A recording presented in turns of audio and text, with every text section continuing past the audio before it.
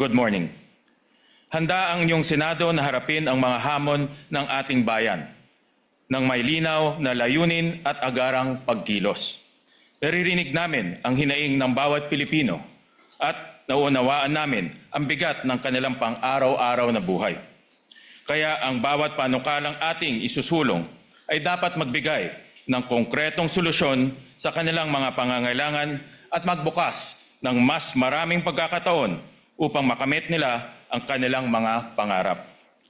Our work begins with the economy because no vision of national progress can take hold while families struggle to meet their basic needs.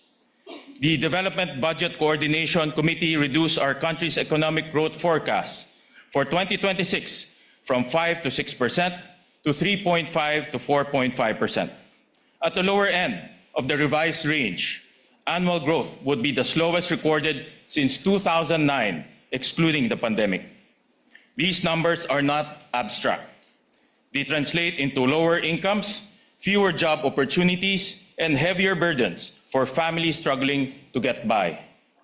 This concern is echoed in the projections of the International Monetary Fund and the Asian Development Bank. The IMF reduced its 2026 growth forecast from 4.1% to 3.9%, while the ADB lowered its forecast from 4.4% to 3.8%. The most urgent point of concern, therefore, is getting the Philippine economy back on track. To this end, this Congress will prioritize legislation aimed at invigorating the nation's economy in support of this administration's objective. Furthermore, genuine economic recovery cannot be measured by growth figures alone. It must be felt in the things that really matter: affordable goods and services, secure jobs, and food on the table. The national budget is our most powerful tool for stimulating the economy. It is imperative that the 2027 national budget be passed on time. Its timely passage allows funding to reach critical services and ensures that new projects can begin as scheduled and meet their deadlines. The Senate also introduced significant transparency and accountability reforms in the 2026 budget process, including the live streaming of the bicameral conference and the uploading of all budget documents to the Senate Transparency Portal. These reforms must continue so our people can see that government is accountable and reliable. Kasabay ng maagap at masusing pagpapasa ng pambansang budget para sa susunod na taon, 5 pangunahing usapin ang tututukan ng inyong Senado.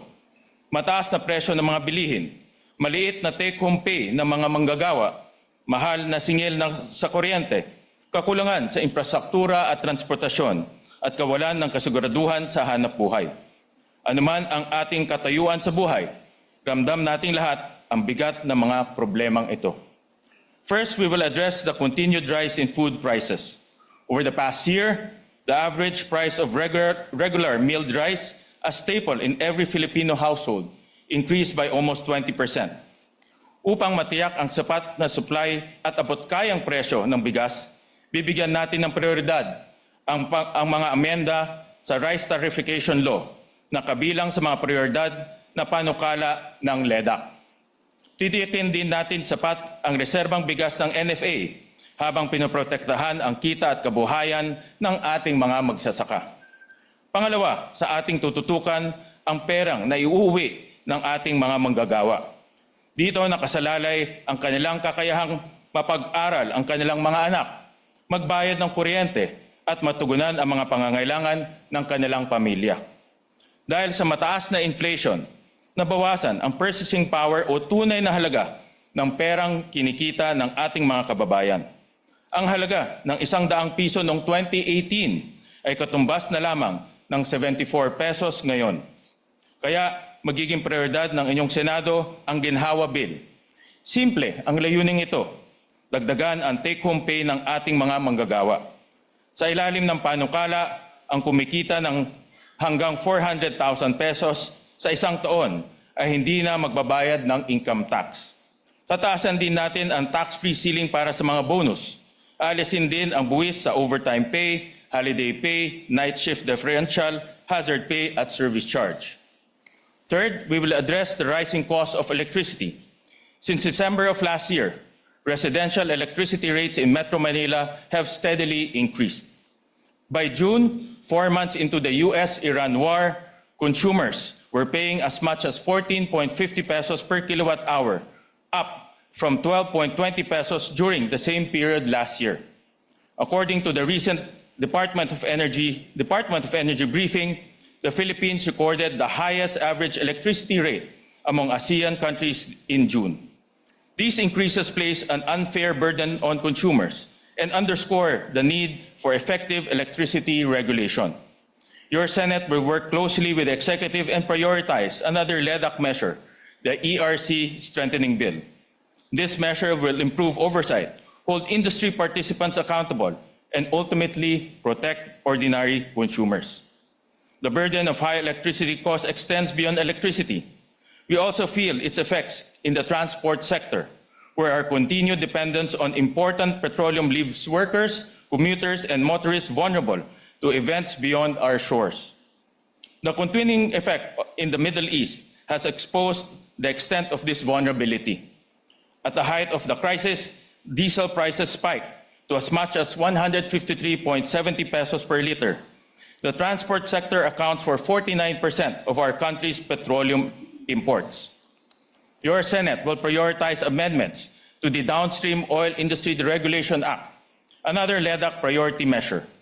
We will pursue greater transparency in the components of pump prices so that government can determine whether increases reflect global market prices and legitimate cost of unreasonable margins that should not be passed on the consumers.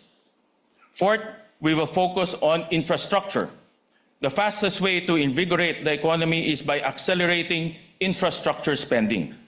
Your Senate will prioritize the Master Plan for Infrastructure and National Development, or MIND Bill, another important LEDAC measure. It will establish a 30-year plan that will link and coordinate key infrastructure projects, including roads, airports, hospitals, and energy pipelines. This will help create jobs, attract investments, and drive long-term economic growth. Ikalima, tututukan natin ang pagpapalakas ng mga MSMEs. Tinalakay na natin ang ilan sa mga reformang isusulong upang mapababa ang presyo ng mga bilihin at singil sa kuryente, madagdagan ang take-home pay ng mga manggagawa, at mapabuti ang infrastruktura at transportasyon. Ang susunod nating bibigyan ng pansin ay ang pagkakaroon ng matatag at marangal na trabaho.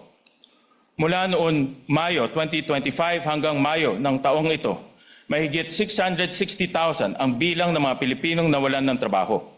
Upang maibalik ang mga nawalang trabaho at makalikha ng mga bagong oportunidad, kailangan natin palakasin ang mga negosyong nagbibigay ng hanap buhay sa ating mga kababayan. Kaya bibigyan natin ng prioridad ang mga amenda sa Magna Carta for MSMEs. Isa rin ito sa mga prioridad na panukala ng LEDAC. Mahalaga ito dahil 99.7% ng mga rehistradong negosyo sa Pilipinas ay mga micro, small, and medium enterprises or MSMEs. Hindi lamang sila nagbibigay ng hanap buhay sa milyong-milyong Pilipino. Sila ay bunga ng pagsisikap at pangarap ng ating mga kababayan mula sa mga negosyong minana sa pamilya hanggang sa mga nagsimula sa garahe o maliit na food cart. Anuman ang uri, mahalagang haligi ng ating ekonomiya ang mga MSMEs.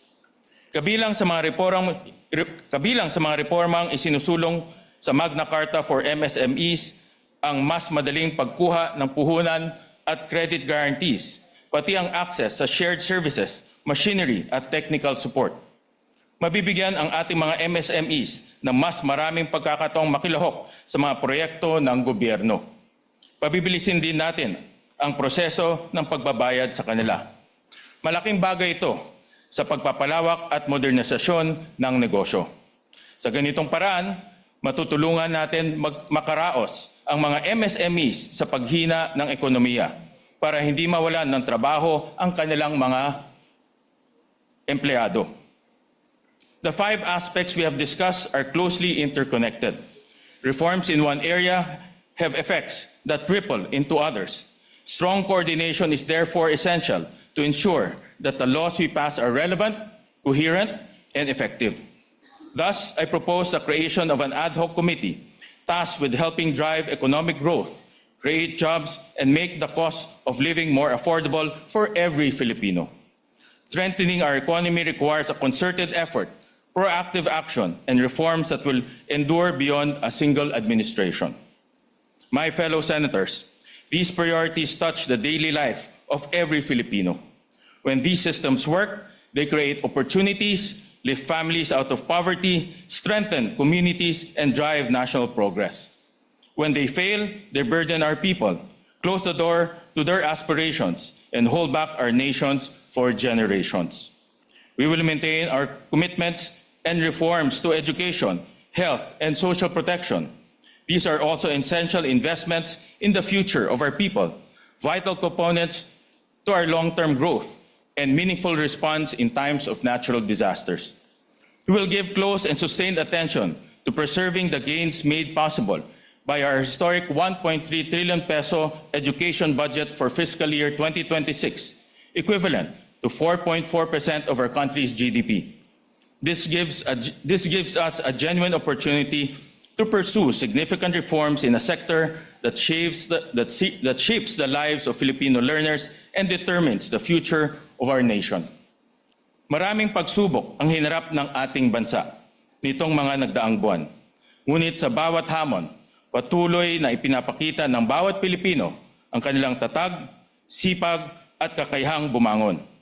Let us build an economy worthy of the strength of our people, one where work provides security, daily needs are within reach, and the fruits of growth are felt in every Filipino home. Let us be a nation that fulfills our potential, where laws protect livelihoods, institutions safeguard our people's well-being, and the government delivers effective, consistent, and compassionate service. The task before us is urgent and clear. Let us come together as one Senate, one government, one people, and set our nation towards a horizon of progress for every Filipino in every generation. Maraming salamat po. Mabuhay ang Senado, mabuhay ang Pilipinas.